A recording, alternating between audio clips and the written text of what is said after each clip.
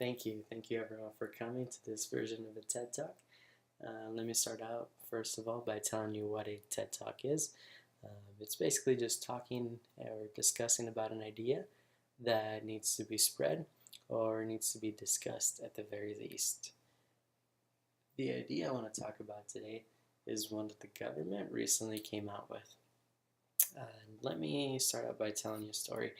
About a couple weeks ago, I came home from work, and as I usually do, I have a conversation with my wife about the things that happened during her day, anything interesting that we saw in the news, anything interesting that we read at all, period.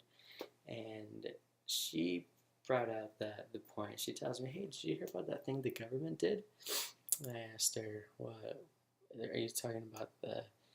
The government enforced transgender bathroom issue?"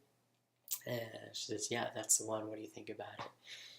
And more importantly, she asked me, should we think about homeschooling?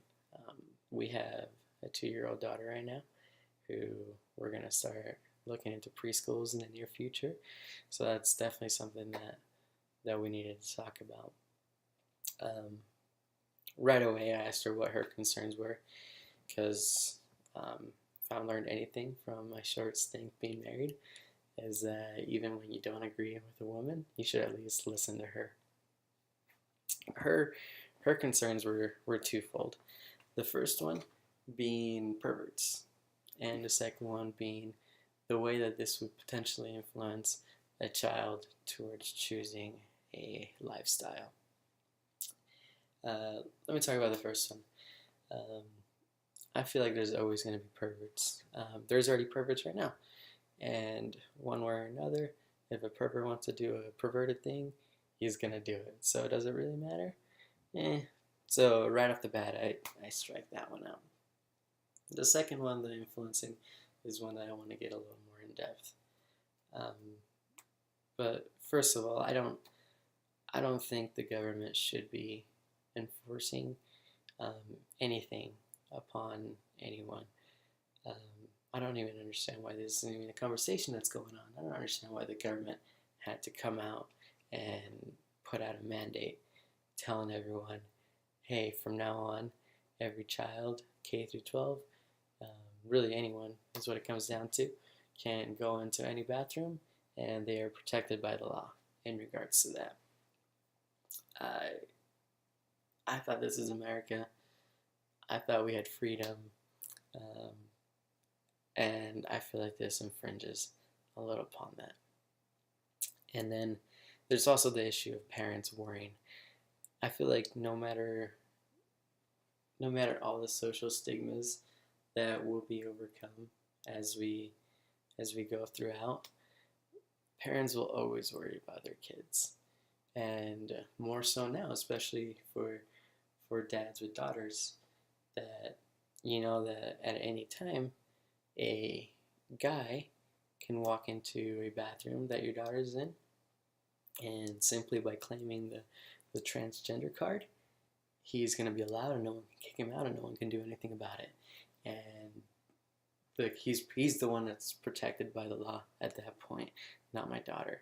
And that's an issue for me. That's something I did agree with my wife about, is that something needs to be done. I feel like the law should always protect both parties. And in this case, it's definitely just protecting and catering to the 1%. Going along with that, I feel like bullying will rise. Right now, all those closet trannies are all still in their closets, so they're not really doing anything. No one really knows about them, and hence no bullying. But now that this will be out, this will help those closet trannies come out, which is a good thing to a certain extent. But now it'll also cause them to be singled out. Now everybody in the entire school will know who they are and what their lifestyle is. And that will lead to a rise in bullying. And then going back to the government enforcing ideals upon someone, I really don't believe that it's the government's place to be forcing children, especially, to accept others' ideals. And this is exactly what it's doing. This is the government coming out and saying, hey, it's okay for this person to be living their lifestyle this way, in this case being a transgender.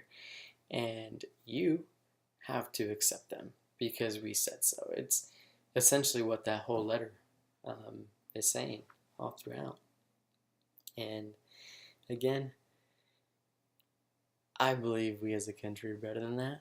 And I believe that everyone should have the freedom to choose how to live their style, but also the freedom to either accept or reject someone's lifestyle. This is dangerously flirting with infringing upon religious freedom, because I know there's very strict religious people that do not accept that lifestyle, and now they're forced to do it. Even worse, their children are being forced to do it. Now there isn't a one-fit-all, a blanket solution that can solve this. There never will be, because we as humans will never fully agree. So when we're talking about solutions, there's not going to be one that fits it right. But I believe the government had the right idea with the military, with the whole don't ask, don't tell policy.